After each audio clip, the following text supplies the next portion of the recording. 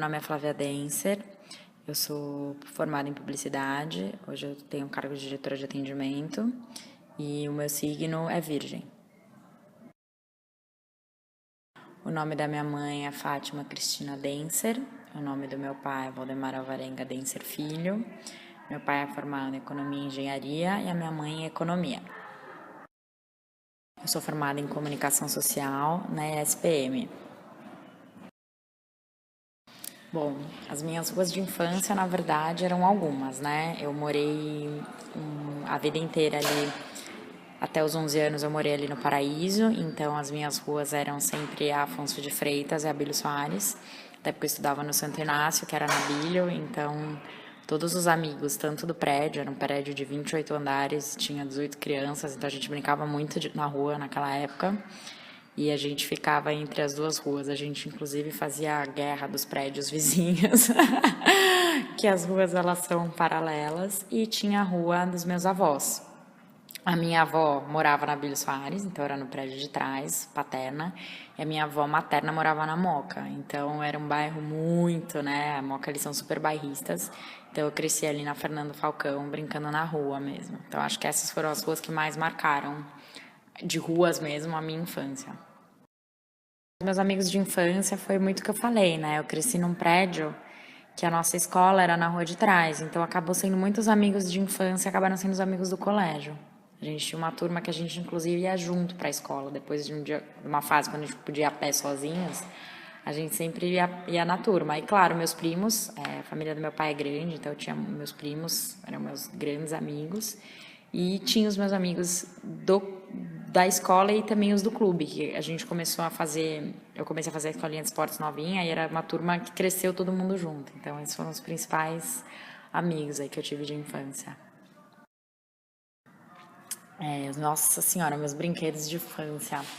Bom, eu dancei balé, né, muito tempo, então eu tinha uma questão do balé, e eu frequentava o clube desde pequenininha, eu comecei a escolinha de esportes com 4 anos.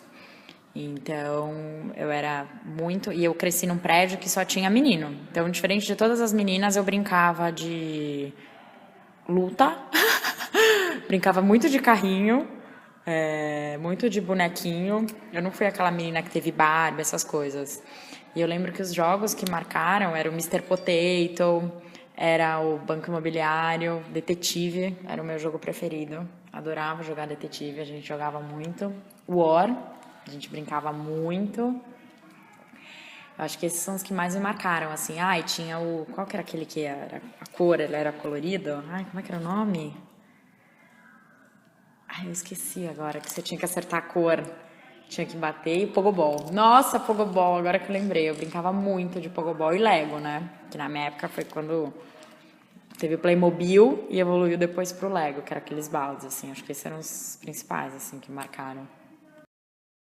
Nossa, os motivos que me levaram a escolher publicidade. Digamos que eu era uma criança um pouco eclética, assim, né? Eu queria umas profissões um pouco difíceis aqui no Brasil. Então, eu queria ser astronauta e trabalhar na NASA. Aí, eu queria ser arqueóloga e eu queria ser bióloga marinha. Ou seja, todas as profissões que aqui não iam ter... Eu ia virar professora e não era a minha vocação. Eu sempre tive uma facilidade muito grande com humanas. Então, eu já sabia que eu iria, tirando essas profissões que eu queria, eu iria para humanas. E aí, meus pais falaram, faz direito. Eu redigia bem. Na época, eu ganhei redação, era uma boa. Mas aí, como eu fui rebelde, falei, não vou fazer direito. Aí, eu fiz um teste vocacional que deu que eu era apta a tudo, que é relacionado a humanas. E aí, eu me interessei um pouquinho por publicidade. Eu tinha alguns amigos mais velhos, que eram amigos da minha irmã mais velha, que eram publicitários. Conversei um pouco com eles e falei, não, acho que esse é o caminho que eu quero, assim, acho. E aí eu fiz. Bom, acho que o Garcia, que hoje ele é do comitê executivo da SPM, o Garcia foi um dos melhores professores que eu tive e ele foi da banca do meu TCC, então não tem como esquecer. Teve o Clóvis de Barros, que era um professor, ele é super conhecido no mercado e ele foi meu professor de filosofia. Ele era um cara que ele sabia entreter todo mundo, tanto que as aulas dele eram na sexta, o último horário. E aí o fórum era sempre lotado, ou seja, sexta-feira que o povo já ia pro bar, a gente muitas vezes ia pro bar no começo e voltava para a última aula, só para a aula do Clóvis. Assim, acho que o Clóvis e o Garcia foram grandes figuras. Assim, e eu tive o prazer de ter aula no primeiro semestre com o Chami, que foi, além de um professor, ele foi um dos grandes escritores. E isso foi uma honra ter uma aula com ele. Assim, acho que esses foram os que mais me marcaram. Bom, a Sapen Nitro, ela é uma multinacional, ela é de um grupo americano e há 2 anos a Publicis Groupe, que é um grupo francês, comprou e aí a gente criou a vertical Publicis.Sapen. Hoje a gente acabou de juntar com outra operação do grupo, que é a G2 Nurum, e então em breve a gente vai aí para o mercado com um novo nome para uma agência. Mas o que fica é a estrutura continua. A Sapen hoje ela é uma das maiores agências digitais do mundo. Ela tem um expertise, um DNA digital, mas aqui a gente trabalha full service. Então a gente tem tantos clientes ons, quanto clientes offs, quanto clientes on e off. O legal da Sapen, eu que já trabalhei em alguns grupos, trabalhei na WPP, já trabalhei em grupo francês, é uma agência que ela é muito voltada para pessoas. Tanto que 6 dos 8 core values dela, ela é voltada para pessoas e você sente isso na prática mesmo. É uma empresa muito humana, a gente tem uma intersecção por ser uma global, os líderes sempre estão aqui e é uma empresa que ela foca, hoje o que eu falo, a gente vende para o mercado resolver um problema do cliente, independente do meio, da plataforma, se vai ser on, se vai ser off, essa discussão já até é velha, não existe mais on e off, as coisas todas são interligadas, então eu falo que hoje a gente faz muito mais uma consultoria para os clientes, uma consultoria se vai ser numa plataforma, se vai ser via app, se vai ser via mídia tradicional, se vai ser out of home, o que vai ser, a gente tem que resolver, nós somos todos bons resolvedores de problemas. O que é o Brasil? Nossa, pergunta polêmica, né? Até nos dias de hoje, eu acho... Bom, primeiro que eu acho que todos nós somos super privilegiados, que a gente mora num país tropical, que o clima favorece, a gente não tem desastre natural, aqui tudo que você planta nasce. Então, assim, do ponto de vista geográfico, eu acho que a gente é muito privilegiado. Infelizmente, eu acho que a gente está num momento muito difícil, um momento de crise, e eu acho que a crise se reflete para tudo e para todos, em todas as classes, em todos os segmentos. Eu, como diretora de atendimento, e falo com todos os tipos de clientes que você pode imaginar, todos sentem e teve um certo reflexo, as próprias agências todas. Acho que é por isso que a gente também está numa crise do modelo de negócio, os clientes querendo fazer cada vez mais com menos. E eu acho que isso se reflete nesse momento que a gente tem. Eu acho que a gente tem... Eu ainda tenho esperança. Eu acho que o povo foi sempre um povo, a gente foi muito reativo, e eu acho que a própria movimentação, as manifestações, independente se pelos motivos certos ou não, mas eu acho que o povo está aprendendo a não aceitar as coisas. Então eu acho que ainda vai um bom tempo ali de crise, mas eu acredito que é o famoso depois da tempestade vem a luz. Eu acho que livro de infância, para mim, teve muito O Pequeno Príncipe, teve, né, para mim marcou bastante, acho que a minha infância. Eu fui uma criança que eu lia muito gibi, muito, então todos os almanacs que você pode imaginar eu lia, muito Monteiro Lobato, cresci realmente ali com bastante Sítio do Pica-Pau Amarelo. E aí, atualmente, um livro que eu li que eu gostei demais é O Poder do Hábito. Eu gostei, é um livro que eu recomendo. Isso mostra o quanto a gente tem um drive para coisas que você não para, respira e pensa. Você cria e você vai indo no automático. Então, é um livro que eu recomendo muito. Eu li um pouquinho também, eu li um livro que foi O Mal do Século, que é a Ansiedade. É muito bom, até eu que tenho um perfil de gestão e tenho que gerenciar, principalmente essa geração nova aí que não tem paciência de esperar nada, você vê o quanto isso reflete, né? Quantas pessoas... Realmente, o mal do século é a ansiedade. A gente, com a tecnologia, com tudo, a gente não tem mais paciência. A gente não tem paciência para esperar, a gente não tem paciência para... A internet está um pouquinho lenta, a gente já... O quanto que a gente fica... A tecnologia, ela vem para facilitar, mas, ao mesmo tempo, ela cria um monte de outros problemas ali que, se você não está atento, você não percebe. E eu gosto muito de livros... Eu gosto muito de biografia, então li já algumas, já li do Steve Jobs, já li o Case da Starbucks, que eu recomendo, é incrível.